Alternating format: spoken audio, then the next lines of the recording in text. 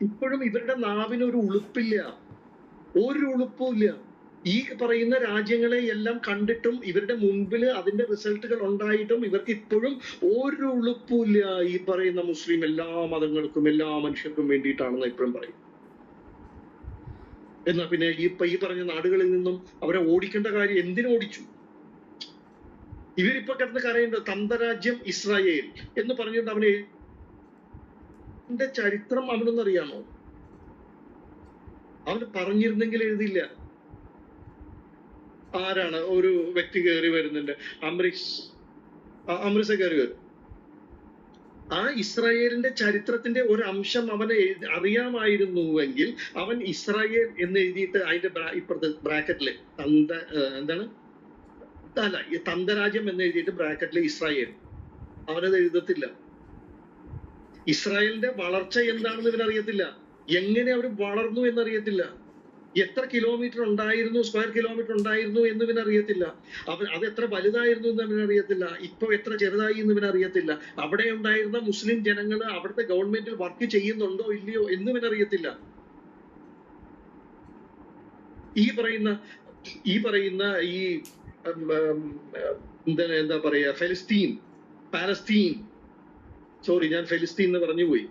Palestine എന്ന് പറയുന്ന രാജ്യം അതൊരു രാജ്യമായിട്ടുണ്ടോ എന്ന് പോലും ഇവനറിയത്തില്ല. അവിടുത്തെ കറൻസി എന്താണെന്ന് ഇവനറിയത്തില്ല, അവിടുത്തെ കോൺസ്റ്റിറ്റ്യൂഷൻ എന്താണെന്ന് ഇവനറിയത്തില്ല.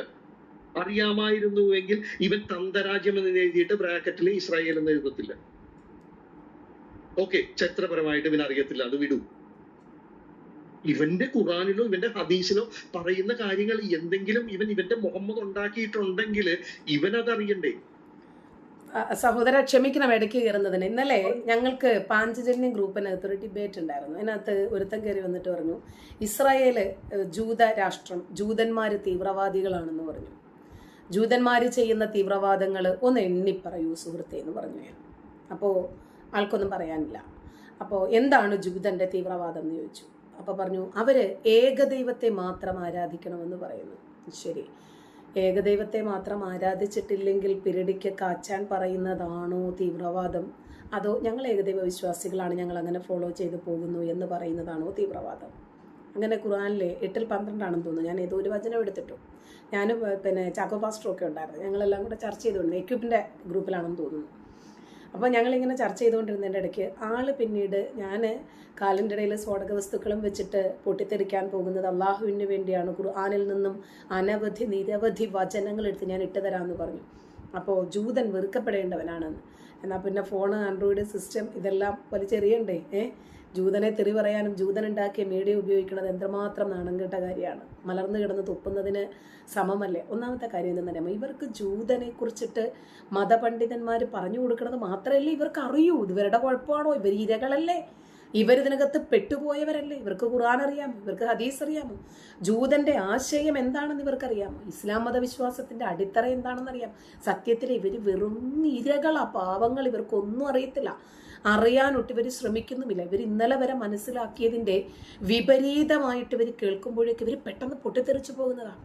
മതവികാരം എന്ന് പറഞ്ഞാൽ അങ്ങനെയാണല്ലോ. അതാ ഞാൻ മനസ്സിലാക്കിയിട്ടുള്ളത്. സിമ്പതിയാണ് ഇവർ അർഹിക്കുന്നത്.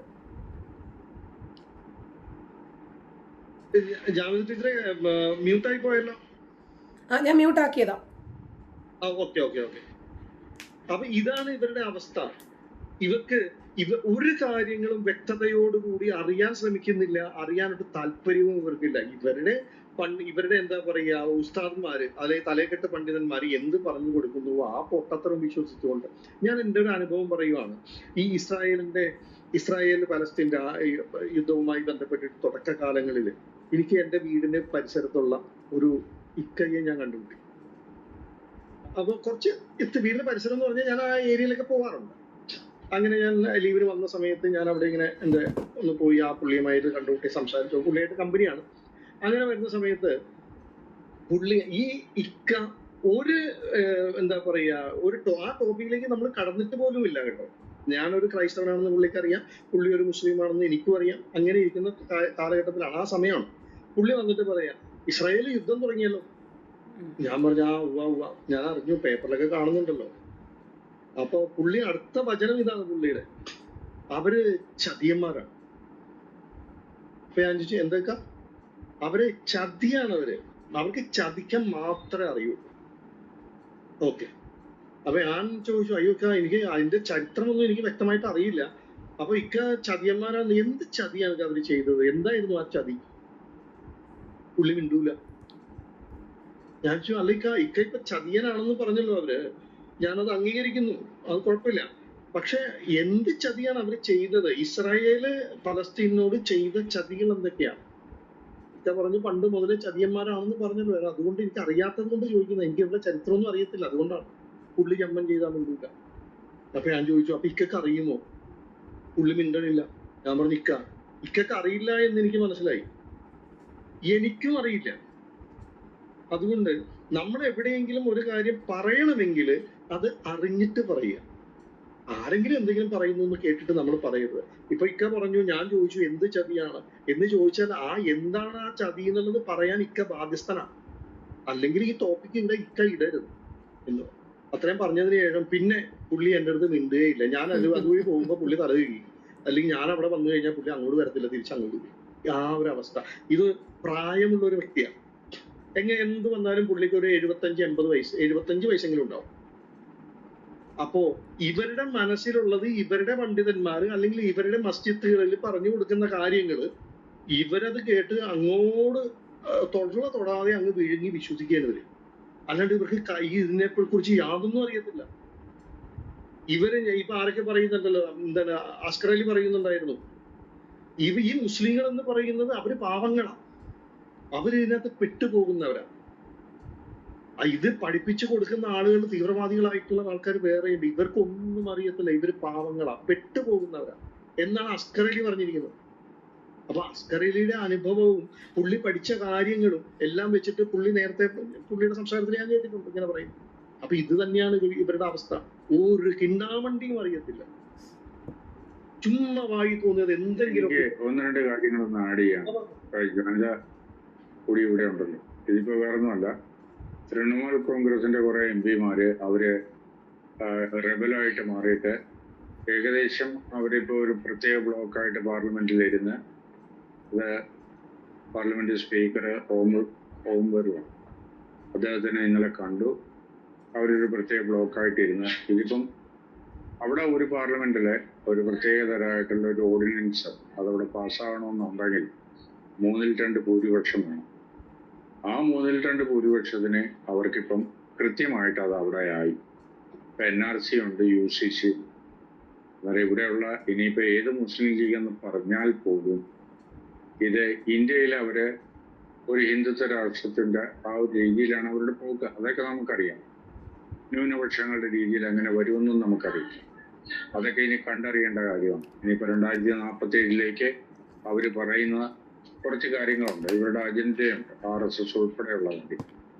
അത് മാത്രമല്ല, ഇതിനകത്ത് വളരെ ക്രൂഷ്യലായിട്ട് വരുന്ന കുറച്ച് കാര്യങ്ങൾ ഇപ്പം കോൺഗ്രസ് ഇതര അല്ലെങ്കിൽ BJP ഇതര സംസ്ഥാനങ്ങൾ ഭരിക്കുന്ന വളരെ കുറവാണ്. ബാക്കിയുള്ള സ്ഥലങ്ങളിലൊക്കെ ഇതിന്റെ അവര് വന്ദേ മാതരം പണ്ടത്തെ സമയത്ത് നമ്മളിവിടെ ചർച്ച ചെയ്തതാണ്.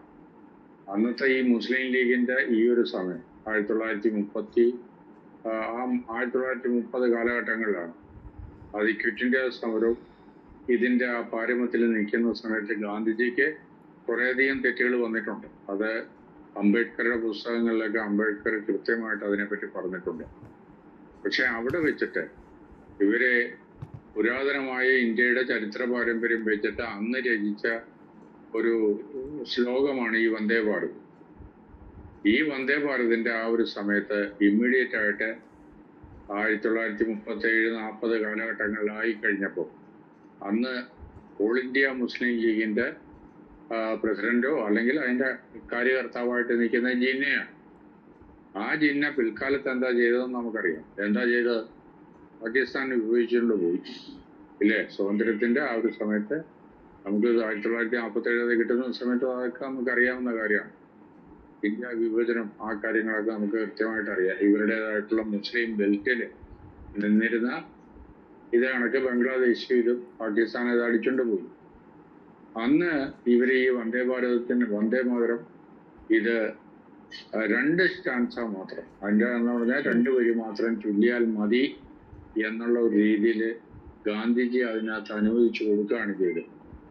ഇന്ന് BJP അത് മൊത്തമായിട്ട് അത് കംപ്ലീറ്റ് ആയിട്ട് എല്ലാ ഇൻസ്റ്റിറ്റ്യൂഷനിലും ജനഗണമന അതേമാതിരി തന്നെ ഇമ്പോർട്ടൻസോടുകൂടി അത് ചെയ്യണമെന്ന് പറഞ്ഞു കഴിഞ്ഞപ്പോൾ ഇവന്മാർ പോയിട്ട് കോടതിയിൽ കൊണ്ട് സുപ്രീം കോടതിയിലേക്ക് കൊണ്ടുവന്നിട്ട് കേസ് കൊടുത്തു കഴിഞ്ഞപ്പോൾ കേസിൽ ഇത് വന്ന സംഭവം ഇതാണ്. ഇത് പാടുന്നത് കൊണ്ട് കുഴപ്പമില്ല, ഇന്ത്യയുടെ പാരമ്പര്യം അത് കാത്തു സൂക്ഷിക്കുന്ന സംഭവമാണ്. പക്ഷെ മസ്റ്റ് എന്നുള്ളൊരു വേർഡ് ഉപയോഗിച്ചിട്ടില്ല.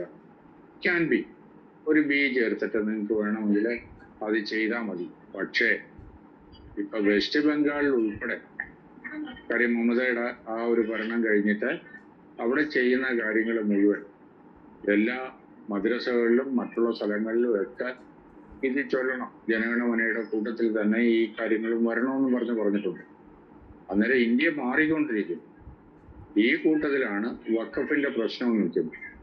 ഇനി കാര്യം ഇവിടെ കിടന്നുണ്ട് എന്തെല്ലാം കാര്യങ്ങൾ ഇവർ കാണിച്ചെന്ന് പറഞ്ഞു കഴിഞ്ഞാൽ ഇതിന് തടയിടാനായിട്ടുള്ള ഒരു കെൽപ്പ് ഇവർക്കില്ല. അതൊന്ന്. രണ്ടാമത്തെ കാര്യം, ഞാനിപ്പം വേറെ ഒരു വീഡിയോ അതിനകത്ത് കിട്ടിയിട്ടുണ്ടായിരുന്നു.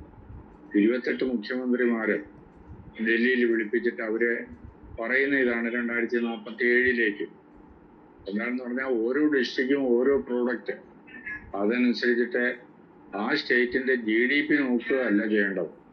ഇവിടെ തന്നെ തൊഴിലുണ്ടാക്കണം, ഇവിടെ യൂണിവേഴ്സിറ്റി വേണം, ഇതേമാതിരി ഇൻഫ്രാസ്ട്രക്ചർ വേണം, റോഡുകള്, മറ്റുള്ള എല്ലാ കാര്യങ്ങളും കൂടെ വേണം. ആ ഒരു തരത്തിലേക്ക് അവർ നീങ്ങിക്കൊണ്ടിരിക്കുന്നു. രണ്ടാമത്, ഇപ്പം ഇന്ത്യയിൽ ഏറ്റവും കൂടുതൽ പ്രൈം മിനിസ്റ്റർ ആയിട്ടിരുന്ന ജവഹർലാൽ നെഹ്റുവിന് ശേഷം അത് നരേന്ദ്രമോദിയായിട്ട് അത് വരികയും ചെയ്തു. അദ്ദേഹത്തിന് ഒത്തിരി അഭിനന്ദനങ്ങളും കാര്യങ്ങളും ഒക്കെ ഇതിനകത്ത് വന്നിരുന്നു. അങ്ങനെ ഇതിന്റെ ഗ്രിപ്പിൽ നിൽക്കുന്ന സമയത്ത് ഞാൻ ഈ 5-6 വർഷം നിങ്ങളുടെ ഇടയിലൊക്കെ കൂടി ഇതെല്ലാം കണ്ടും കേട്ടും ഇരുന്നിട്ട് എനിക്ക് മനസ്സിലാകുന്ന ഒരു സംഭവം ഇതാണ്. ഇപ്പം ഇസ്രായേലിന്റെ കാര്യം പറഞ്ഞു, മറ്റുള്ളവരുടെ കാര്യം പറഞ്ഞു. ലോകത്തിലുള്ള സകലമാന കുഴപ്പങ്ങൾക്കും കാരണം ഈ ഒരു റിലീജിയനാണ്, അത് നമുക്കറിയാം. എന്നിരുന്നാലും ഇവർക്കിപ്പോൾ സംഭവിക്കാൻ പോകുന്ന ഒരു തലമുറയെ ഇവർക്ക് അതിൻ്റെ അടിസ്ഥാനപരമായിട്ടുള്ള കാര്യങ്ങൾ മുഴുവൻ ഇവരുണ്ടാക്കി വെച്ച് കൊടുത്തിട്ട് പോവുകയാണ്. ആദ്യം ഇവരുടെ ഒരു റിലീജിയസ് ഡ്യൂട്ടി ആയിട്ട് ചെന്നിട്ട് അതിനകത്ത് ഇവർക്ക് പൂരി മസാലയും ഹൂറികളും മറ്റതും മറിച്ചതും കിട്ടും എന്നുള്ള ഒരു സംഗതിയിലാണ് ഇവര് അത് വിശ്വസിക്കുന്നത്. അന്നേരം ഓരോരുത്തരുടെയും ജീവിതം ഇവിടെ കടന്നു പോകുന്ന ഈ ഒരു സമയം അവർക്ക് പറ്റാവുന്ന തരത്തില് അള്ളാന്റെ ദീനിന് വേണ്ടിയിട്ടുള്ള ഒരു ബേസിക് ഇവരുടെ ഒരു കോൺട്രിബ്യൂഷൻ ഇവിടെ ഇട്ടിട്ട് പോവുക. അടുത്ത ഓരോരോ ജനറേഷൻ അത് ഏറ്റെടുത്തിട്ട് ചെയ്തോളും എന്നുള്ള നിലയിലേക്കാണ് ഇത് പോകുന്നത്. പക്ഷെ ഇതിന്റെ കോർ ഇഷ്യൂ എന്താണെന്ന് പറഞ്ഞാൽ ഇപ്പം ഈ മദ്രസകൾ കാര്യം അതൊരു ലിബറൽ വേയിലേക്ക് വന്നിട്ട് under the watchful I of എല്ലാ സ്റ്റേറ്റും ഇവർക്ക് പഠിപ്പിക്കാനായിട്ട് പല സ്ഥലങ്ങളിലും സ്റ്റേറ്റ് തന്നെ ഇവർക്ക് സ്പോൺസർ ചെയ്യുന്നുണ്ട്, ഇവർക്ക് ഫണ്ടുണ്ട്, ഗവൺമെന്റിന്റെ രീതിയിലുള്ള എല്ലാ സപ്പോർട്ടും ചെയ്യുന്നുണ്ട്. പക്ഷെ ഇതിപ്പോ UP മോണിറ്റർ ചെയ്യുന്നു. അതേ കണക്ക് തന്നെ ഇനിയിപ്പം വെസ്റ്റ് ബംഗാളിൽ അത് മുഴുവൻ വരും. അവിടെ ഉണ്ടായിരുന്ന ജിഹാദി ആൾക്കാരെ എല്ലാം വഴിയരികിൽ ഓടിച്ചിട്ട് തല്ലുകയാണ്. മനസ്സിലായി? അതിനകത്ത് ഇവര് രക്ഷപ്പെടാൻ വേണ്ടിയിട്ട് BJP ചേരാൻ വന്നിട്ട് അവരെ പോലും ഉപയോഗിക്കുന്നില്ല, അടിച്ചോടിക്കുകയാണ്. അത് കൂടാതെ മമത എന്തൊക്കെയാ ഓർഡർ ചെയ്തുകൊണ്ടിരുന്നത്? ബാബറി മസ്ജിദിന് പകരം അതേ മോഡലിൽ തന്നെ വെസ്റ്റ് ബംഗാളിൽ പണിത് കൊടുക്കാമെന്നാണ് പറഞ്ഞിരുന്നത്. എന്നിട്ട് അതെല്ലാവരെയും ഇപ്പൊ ക്ലീൻ സ്വീപ്പ് ചെയ്യുന്നു. രണ്ടാമത്, ഇനി വലിയ ബംഗാളികളൊന്നും നമുക്കിവിടെ വരാനായിട്ടുള്ള ഒരു സാധ്യത കുറവാണ്. കാര്യം അവിടെ ധാരാളം തൊഴിലവസരങ്ങള് അത് വന്നുകൊണ്ടിരിക്കുകയാണ്. ഹപ്ത പിരിക്കല്, അതായത് ജസിയ പിരിക്കലില്ല, ഇതേമാതിരിയുള്ള കറപ്ഷൻ ഇല്ല. പലയിടത്തുനിന്നും മറ്റേ ഇത് നമ്മള് എമിഗ്രൻസ് ആരാണ് ഇന്ത്യയിലേക്ക് വരണമെന്നുണ്ടെങ്കിൽ എമിഗ്രൻസ് ന്യൂനപക്ഷങ്ങള് ഹിന്ദു ക്രിസ്ത്യൻ ഗവൺമെന്റ് അംഗീകരിക്കുന്നുണ്ട് SIR-ന്റെ രീതിയിൽ. പക്ഷെ അല്ലാത്തവരാരാ? മുസ്ലിംസ് തന്നെ. ഇപ്പം നിങ്ങളെ കണ്ടുകാണുകയായിരിക്കും 100-200 പേര് ബംഗ്ലാദേശിന്റെ ബോർഡറിൽ വന്നിട്ട് അവിടെ ബംഗ്ലാദേശിന്റെ ഫോഴ്സ് ഉണ്ട്. അവർക്ക് ഇവരെ സമാധാനിപ്പിക്കാനായിട്ട് പറ്റുന്നില്ല. ഓപ്പോസിറ്റ് സൈഡിൽ നിന്ന് നിൽക്കുന്ന ഇന്ത്യൻ BSF ഫോഴ്സിന് ഇവര് ചീത്തയും ചെറിയും പറഞ്ഞിട്ട് അവരെ പ്രകോപിപ്പിക്കുക, എന്നിട്ട് അതിലേക്ക് ഓടിക്കയറാനായിട്ടുള്ള ശ്രമമാണ്. പക്ഷെ ഇവരെല്ലാം കൂടി വരുന്ന എങ്ങനെ?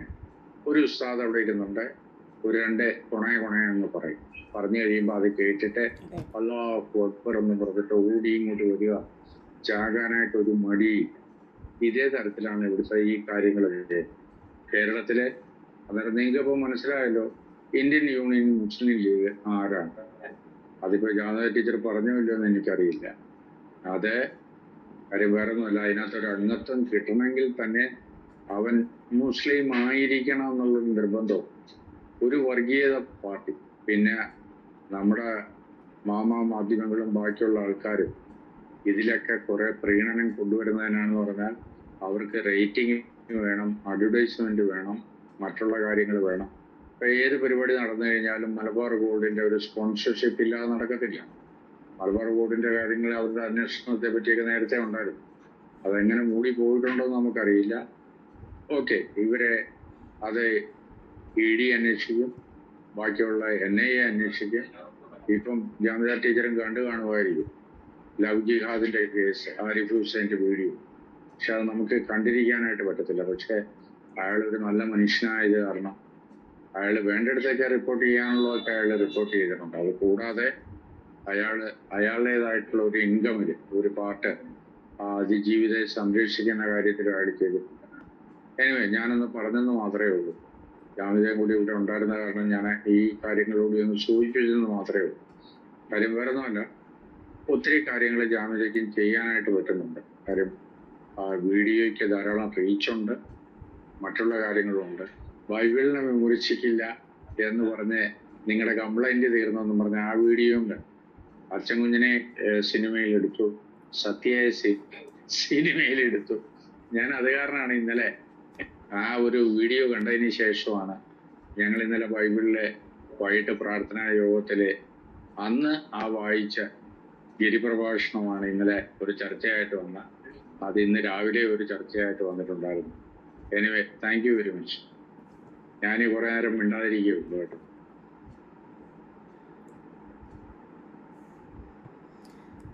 അച്ചായനിത് പറഞ്ഞപ്പോഴാണ് ഞാൻ വേറൊരു കാര്യവും കൂടി പറയണമെന്ന് വിചാരിച്ചത്. അതായത് 80 വർഷങ്ങൾക്ക് ശേഷം നമ്മുടെ രാജ്യത്തിന് വന്ദേ മാതരത്തിന് ഏതാണ്ട് നീതി കിട്ടിയ ഒരു ദിവസമായിരുന്നു കഴിഞ്ഞ സത്യപ്രതിജ്ഞാ ദിവസം.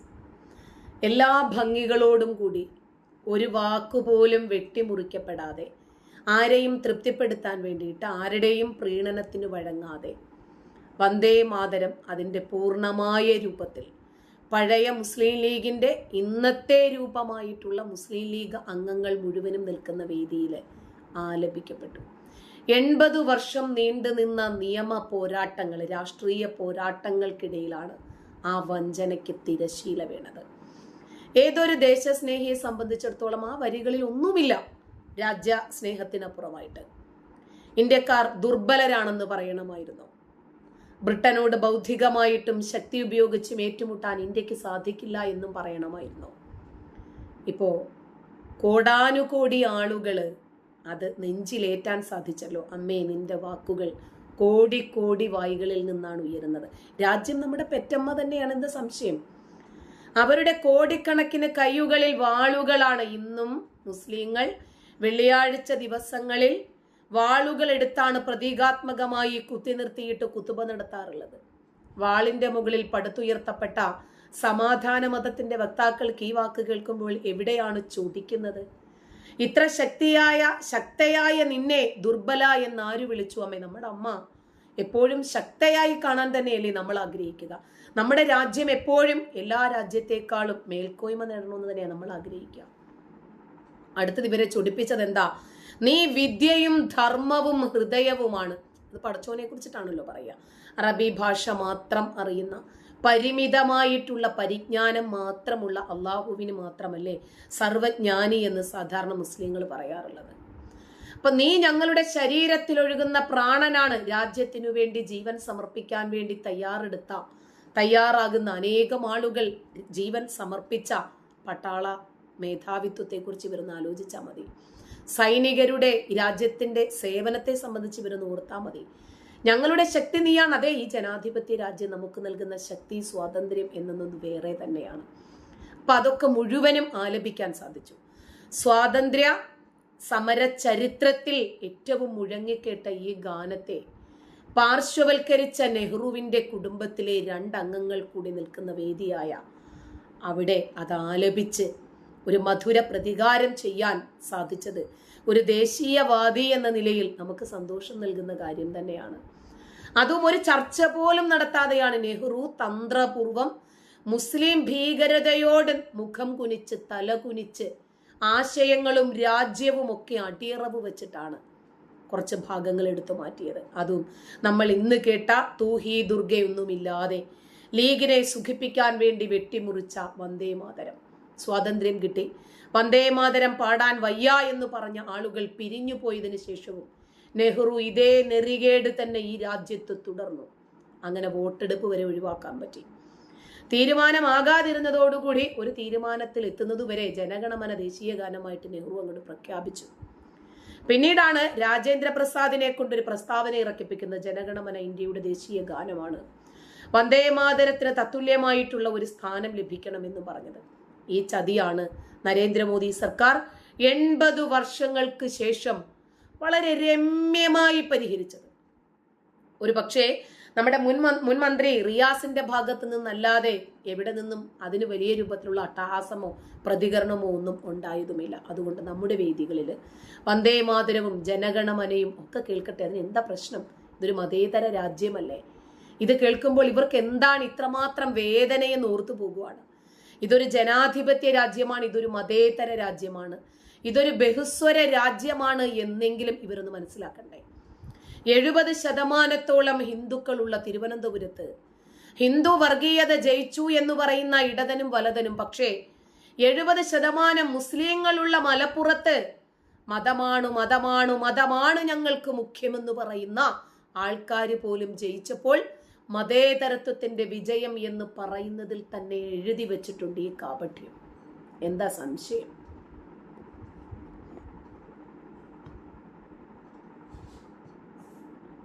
എക്സാക്ട്ലി, ഞാൻ പറഞ്ഞത് 100%.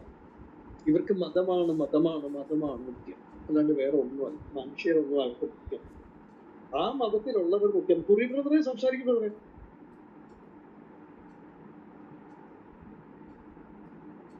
സംസാരിച്ചു ഞാൻ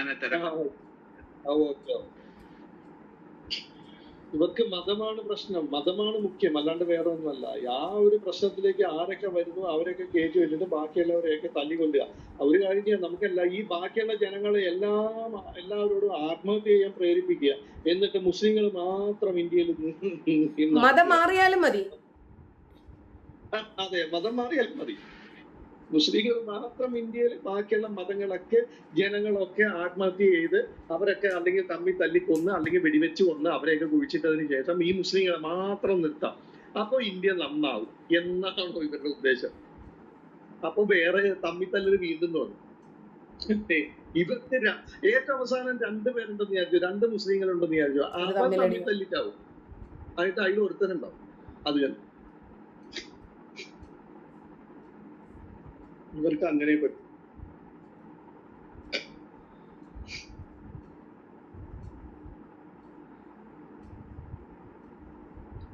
ആരെങ്കിലും കയറി വരൂ.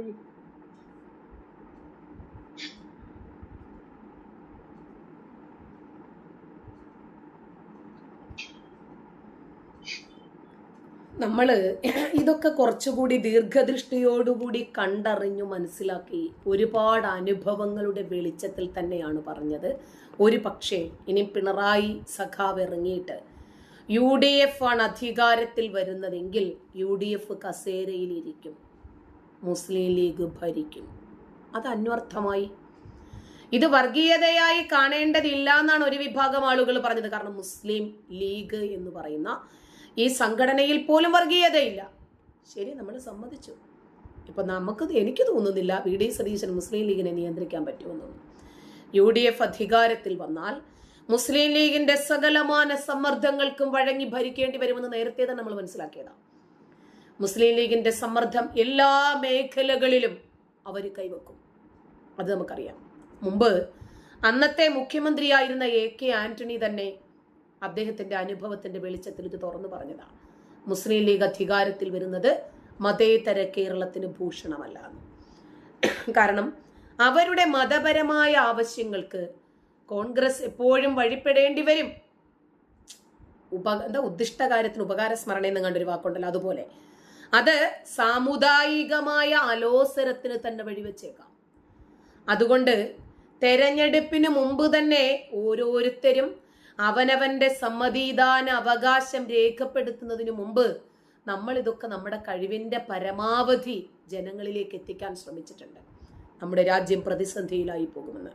ഇപ്പോ വന്ദേമാതരം ഹറാമാണ് എന്ന് പറഞ്ഞ മുസ്ലിം പുരോഹിതന്മാരെ ജയിലിലടക്കാൻ അമിത്ഷാ നിയമമുണ്ടാക്കി. ഇത് കേരളത്തിന് കിട്ടിയ വലിയ രൂപത്തിലുള്ള ഒരു തിരിച്ചടിയായിരുന്നു. പിന്നീടാണ് പല കോണുകളിൽ നിന്നും നിശബ്ദത ഉയർന്നു വന്നത്, ഭയങ്കര അട്ടഹാസം ഉണ്ടാക്കിക്കൊണ്ടിരുന്ന മേഖലകളിൽ നിന്ന് പോലും.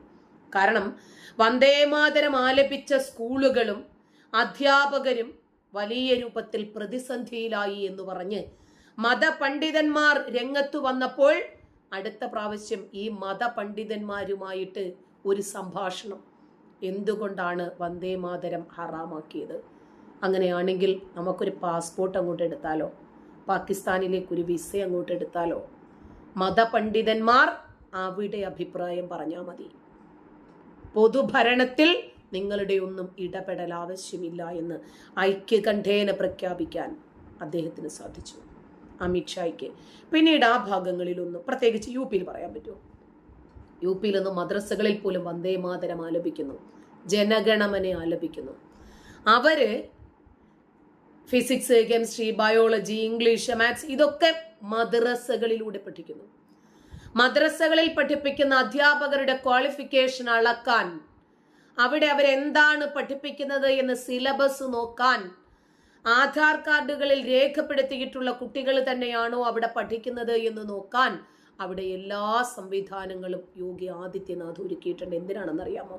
നമ്മുടെ പൊതുവിദ്യാലയങ്ങളിൽ നമ്മളിവിടെ ചൂഷണം ചെയ്യപ്പെടുന്ന മേഖലകളിൽ കുട്ടികൾ ഏതൊക്കെയാണെന്ന് നമുക്ക് തിരിച്ചറിയാൻ പറ്റുന്നുണ്ട്. മദ്രസകളിലോ ഇല്ല. പക്ഷെ ഇതേപോലെ ഒരു രീതി നമ്മുടെ ഈ കേരളത്തിൽ വരുമെന്ന് നമ്മൾ ആരെങ്കിലും വിചാരിക്കുന്നുണ്ടോ? ഇല്ല. കാരണം എന്താ? ഇവരുടെ ആവശ്യം മതമാണ്. മതം വളരണം, മത പഠന കേന്ദ്രങ്ങൾ വളരണം. മതവിദ്യാഭ്യാസം അല്ല കേട്ടോ, മതപഠന കേന്ദ്രങ്ങൾ വളരണം. എന്നാലേ ഏറ്റവും കൂടുതൽ കുട്ടികളെ പീഡിപ്പിക്കുന്ന, യാതൊരു പൊതുബോധവുമില്ലാത്ത, ഉമ്മയെയും പെങ്ങളെയും തിരിച്ചറിയാത്ത കാമഭ്രാന്തന്മാരെ അവിടെ കൊണ്ടുപോയി ഇരുത്തി നമ്മുടെ നികുതി പണത്തിൽ ഇവന്മാരെ തീറ്റിപ്പോറ്റിയിട്ട് അവന്മാര് കുട്ടികളെ പീഡിപ്പിക്കുന്നത് പ്രോത്സാഹിപ്പിക്കുകയും വേണം. അതുമാത്രമാണോ? നമ്മുടെ രാജ്യത്ത് എത്രമാത്രം വൈറസുകളാണെന്ന് ഇവർ ദിനേന ഇറക്കി വിടുന്നത്, ഇവർ ഛർദ്ദിച്ചു വയ്ക്കുന്നത്. ഇന്നലെ രാവിലെ കണ്ണൂര് എയർപോർട്ടിൽ നിന്ന് ഒരു മുറിയനെ പിടിച്ചിട്ടുണ്ട്.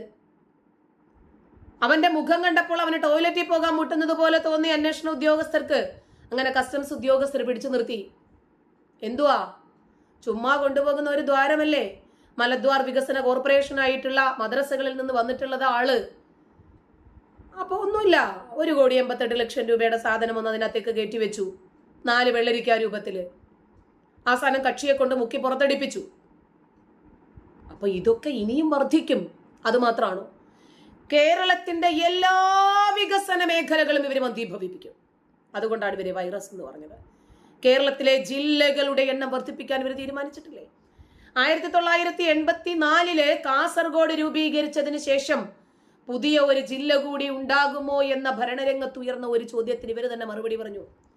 തെരഞ്ഞെടുപ്പ് അടുത്തിരിക്കുന്ന സമയത്ത് മലപ്പുറം ജില്ല വിഭജിക്കണം എന്ന ആവശ്യം വീണ്ടും ഉയർത്തിയത് മുസ്ലിം ലീഗാണ്. നെയ്യാറ്റിൻകര, മൂവാറ്റുപുഴയൊക്കെ കേന്ദ്രീകരിച്ച് ജില്ലകൾ രൂപീകരിക്കണമെന്ന ആവശ്യം മുമ്പും ഇവർ തന്നെ പറഞ്ഞിട്ടുള്ളത്.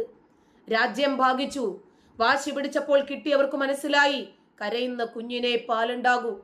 അത് നിലനിൽക്കുമ്പോൾ തന്നെയാണ് തിരൂര് കേന്ദ്രീകരിച്ച് പുതിയ ഒരു ജില്ല എന്ന ആവശ്യം ഉയർന്നു വരുന്നത് ലീഗിന്റെ ഭാഗത്ത് നിന്ന്.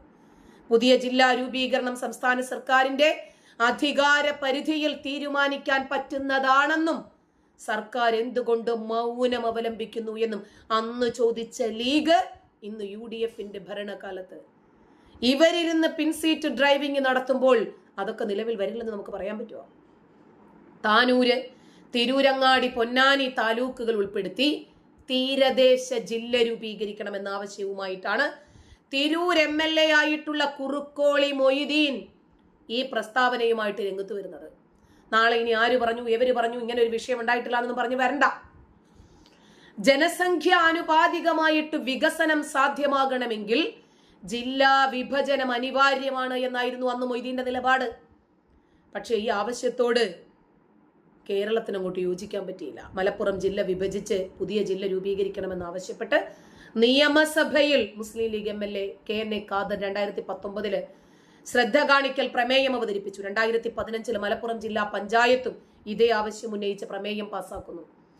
കേരളത്തിൽ ഏറ്റവും അവസാനമായിട്ട് രൂപീകരിക്കപ്പെട്ട ജില്ല കാസർഗോഡാണെന്നും 1984 മെയ് 24 തോന്നുന്നു. അങ്ങനെ കാസർഗോഡ് ജില്ലാ രൂപീകരണം ഔദ്യോഗികമായി പ്രഖ്യാപിക്കപ്പെട്ടു. അതുവരെ കണ്ണൂർ ജില്ലയുടെ ഭാഗമായിരുന്ന മഞ്ചേശ്വരം, കാസർഗോഡ്, ഹോസ്ദുർഗ്, വെള്ളരിക്കുണ്ട്, ഇവർ പറഞ്ഞു വരുന്നത് മുമ്പും ഇങ്ങനത്തെ വിഭജനങ്ങളൊക്കെ നടന്നിട്ടുണ്ടല്ലോ. അതുകൊണ്ട് മുസ്ലിങ്ങൾക്ക് വേണ്ടി മാത്രമായിട്ടൊരു ജില്ല രൂപീകരിക്കുന്നതിന് എന്താ കുഴപ്പം? ഞങ്ങൾക്ക് പുതിയ ജില്ലയ്ക്ക് വേണം. എന്തിനാ ജില്ല വേണം? ഞങ്ങളുടെ വിദ്യാഭ്യാസ അവകാശങ്ങൾ അല്ല. ഇവര് മുമ്പ് പറഞ്ഞിരുന്നത് പെൺകുട്ടികൾക്ക് വിദ്യാഭ്യാസം കൊടുക്കരുത് എന്നല്ലേ. ഇപ്പോൾ വിദ്യാഭ്യാസ വികസനത്തിന് വേണ്ടി മാത്രം ഒരു ജില്ല വേണമെന്ന് എങ്ങനെയുണ്ട്? എന്നിട്ട് തിരുവനന്തപുരം വിഭജിച്ച് കേരളത്തിലെ 15ാമത്തെ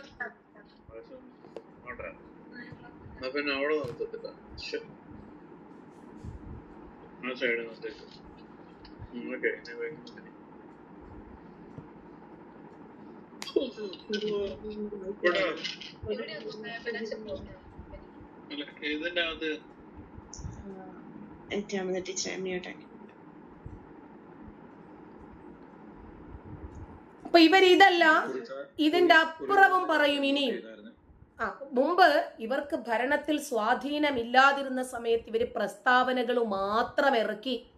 ഇനിയും ഇവര് എന്തൊക്കെയാണോ ഇവരിതിനു മുമ്പ് ഇവരുടെ ആവശ്യങ്ങള് അതൊക്കെ ഇവര് സാധൂകരിച്ചെടുക്കും. ഒരു സംശയമില്ല. ഇപ്പോ എല്ലാ കാലഘട്ടത്തിലും നമുക്ക് എപ്പോഴും ഇങ്ങനെ സംസാരിച്ചുകൊണ്ടിരിക്കാൻ പറ്റിയെന്ന് വരില്ല. നമ്മൾ ഇത് വരും തലമുറയ്ക്ക് വേണ്ടി ഇട്ടുകൊടുക്കുവാണ്. അവര് മനസ്സിലാക്കണം, അവര് തിരിച്ചറിയണം എന്തുകൊണ്ടാണ് ഇവർ ഓരോ സന്ദർഭത്തിലും ഓരോ ആവശ്യങ്ങളുമായി ഞങ്ങൾ എന്ന് പറഞ്ഞു മുന്നോട്ട് വരുന്നത് എന്ന് അവർ മനസ്സിലാക്കണം. ഇപ്പൊ മുസ്ലിം ലീഗിനോട് വളരെ ശക്തമായ രൂപത്തിൽ നിലപാടുകൾ ആവർത്തിച്ചു പറയുന്ന ഒരു വ്യക്തിയാണ് SNDP യോഗത്തിന്റെ ജനറൽ സെക്രട്ടറി വെള്ളാപ്പള്ളി നടേശൻ. നമുക്ക് എല്ലാവരെയും എല്ലാ വിഷയത്തിലും ഒന്നും യോജിക്കാൻ പറ്റില്ല. നമുക്ക് യോജിക്കാൻ പറ്റുന്ന മേഖലകളിൽ യോജിക്കണം. വിയോജിപ്പുകൾ തുറന്നു പറയുകയും ചെയ്യണം. അത് തുറന്നു പറയുമ്പോൾ ഒരു മുസ്ലിം വിരോധിയായിട്ട് ചിത്രീകരിക്കാൻ ശ്രമിച്ചാൽ നമ്മൾ അത് അംഗീകരിച്ചു കൊടുക്കില്ല. അദ്ദേഹം പറഞ്ഞു, ഞാൻ മുസ്ലിം ലീഗിനെയാണ് വിമർശിച്ചത്. അതോ പ്രശ്നാധിഷ്ഠിതമായിട്ടാണ് അദ്ദേഹത്തിന്റെ അഭിപ്രായങ്ങളും. ശിവഗിരിയിലെ മാധ്യമങ്ങളുമായിട്ടുണ്ടായ ഒരു തർക്കം ഉൾപ്പെടെ വെള്ളാപ്പള്ളി നടേശൻ മാധ്യമങ്ങളോട് പറഞ്ഞു, ലീഗ് ഭരണത്തിലിരുന്ന സമയത്ത് സാമൂഹ്യ നീതി നടപ്പാക്കിയിട്ടില്ല. എന്താ സംശയം? ഇതെല്ലാവർക്കും അറിയുന്ന യാഥാർത്ഥ്യമല്ലേ. മലപ്പുറത്ത് മുസ്ലിം സമുദായത്തിന് മുട്ടിന് കോളേജുകളില്ലേ? ഈഴവ സമുദായത്തിന് അനുവദിച്ചത് ഒരു എയ്ഡഡ് കോളേജ് മാത്രമാണ് എന്ന് അദ്ദേഹം പറഞ്ഞു. അപ്പൊ മുസ്ലിങ്ങൾക്ക് സ്വന്തം സമുദായത്തിന് വേണ്ടി വാദിക്കാമെങ്കിൽ അദ്ദേഹം ഒരു സാമുദായിക നേതാവല്ലേ? അപ്പൊ ലീഗ് സാമൂഹ്യ നീതി നടപ്പാക്കിയിട്ടില്ല എന്ന് പറഞ്ഞതാ. അവരോടാ പറഞ്ഞത്, നിങ്ങൾ ആത്മപരിശോധന നടത്തണം. മുസ്ലിം ലീഗ് നേതാക്കൾ ഈഴവർക്കെതിരെ മുസ്ലിം സമുദായത്തെ തിരിച്ചുവിടാൻ വേണ്ടി ശ്രമിച്ചപ്പോൾ മാറാട് കലാപം ആവർത്തിക്കാനാണ് ലീഗിന്റെ ശ്രമം എന്ന് വെള്ളാപ്പള്ളി അവരുടെ മുഖത്ത് നോക്കി തന്നെ പറഞ്ഞു. തെരഞ്ഞെടുപ്പ് പരാജയത്തെക്കുറിച്ച് CPM മുന്നണിക്കകത്ത് സംസാരിക്കണം. മുന്നണിയിൽ പറയേണ്ടത് പുറത്തു പറഞ്ഞ് വിവാദമുണ്ടാക്കിയെന്നും പിന്നോക്കക്കാരുടെ പിന്തുണയാണ് ഇടതുപക്ഷത്തിന്റെ അടിത്തറ എന്നുമൊക്കെ പറഞ്ഞപ്പോൾ താൻ പിണറായിയുടെ നാവല്ല എന്നാണ് വെള്ളാപ്പള്ളി പറഞ്ഞതെന്ന്. അപ്പോ മുസ്ലിം ലീഗിന്റെ, അതാ ഞാൻ ആദ്യം തന്നെ പറഞ്ഞത്, അവര് വിദ്യാഭ്യാസ മേഖലകളിലൊക്കെ സ്വാധീനം ചെലുത്തിയപ്പോൾ അവരുടെയൊക്കെ ആളുകൾ വിദ്യാഭ്യാസ മന്ത്രിമാരായിരുന്ന സമയത്ത് അവർക്ക് എത്ര രൂപത്തിലുള്ള ആനുകൂല്യങ്ങൾ കിട്ടിയിട്ടുണ്ടെന്നും എത്ര സംവരണങ്ങൾ കിട്ടിയിട്ടുണ്ടെന്നും എത്ര സ്കൂളുകൾക്ക് സാങ്ഷൻ കിട്ടിയിട്ടുണ്ടെന്നും വെറും 2 മുസ്ലിം കുട്ടികൾ മാത്രമേ ഉള്ളെങ്കിൽ പോലും അവിടെ part time junior language teacher എന്നൊരു തസ്തിക കൊടുത്തിട്ടുണ്ടോ എന്നുമൊക്കെ അന്വേഷിച്ച് നോക്കുമ്പോൾ മാത്രമേ ഇവരെത്രമാത്രം നമ്മുടെ ഈ പൊതു മേഖലകളിൽ കൈവച്ചിട്ടുണ്ടെന്നും സ്വന്തം സമുദായത്തിന് വേണ്ടി ഏതറ്റം വരെയും ഇവർ പോകുന്നവരാണെന്ന് നമുക്ക് തിരിച്ചറിയാൻ പറ്റും.